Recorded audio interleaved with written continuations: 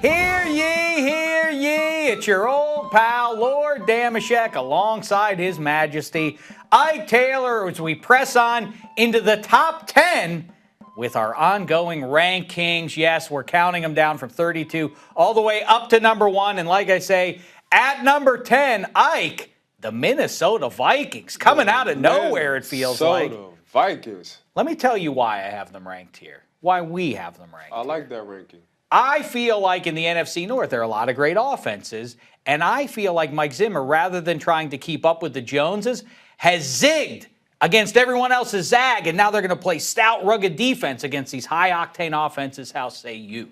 You're talking about Teddy Coolwater at the helm. That's right. Picking up Mike Wallace, a.k.a. Ferrari. Well, listen, I agree with you. I'm on board. I think this is a playoff team. I think, in fact, they'll be one of 3 NFC North playoff teams. But let's move on to what's the poop. And, of course, when you talk about the Minnesota Vikings over the last handful of years, you talk about Adrian Peterson. Will he be what we saw 2 years, 3 years ago? Oh, you talk about a madman coming back into the league. Took a whole year off. Went through something during the season and the offseason, so you can only imagine how hard his body is right now, how mentally prepared he is, and I'm sure this man can't wait to get back on the field, but I think I'm going to need some help talking about this guy. MJD again? I told you I was half king, half wizard. That's true, you did say that. And he is sort of a running back whisperer, after all. That's why I allowed. All right, fine. Adrian Peterson in 2015, what we saw in 2013, 2012? Oh, definitely. I think with a year off, like Ike said earlier, and not only that, he had his whole off season to work out. During the season, he worked out the whole time. He's coming back, new attitude, mentally tough. I mean, this is going to be awesome. Then you're in Norv Turner's offense. I mean, think of what LT did in San Diego as well with a young quarterback that went 7-9 last year. You were right. Give me the yards.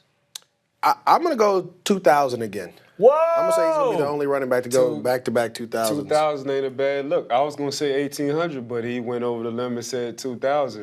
Now let's move on to looking inside the magic chalice there. Will it be Pittsburgh Steelers version of Mike Wallace, gangbusters, nearly unstoppable, or tepid results, Miami Dolphins Mike Wallace? Pittsburgh Steelers. Why? Mike Wallace. Because of the pieces to the puzzle are back in action. I got me a quarterback, a cool quarterback in Bridgewater. He's way beyond his years at his second year. I got AP back, so you can only imagine the game planning for that. He's going to open that wide open for me. And I got a play-action pass kind of offense. At the same time, man, Mike Wallace is Mike Wallace, man. You know he takes the top off the roof. We don't call him Ferrari for no reason. MJD, how say you? Ike said enough. He has a quarterback. I think that was the biggest difference going to Miami.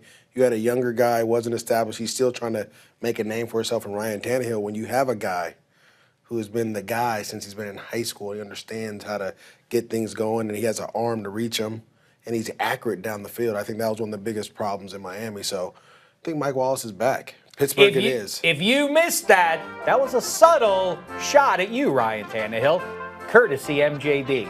Hey, you can enter your praise or criticism for the Royal Rankings in the comments below. We'll be back with number 9. Be sure to check it out.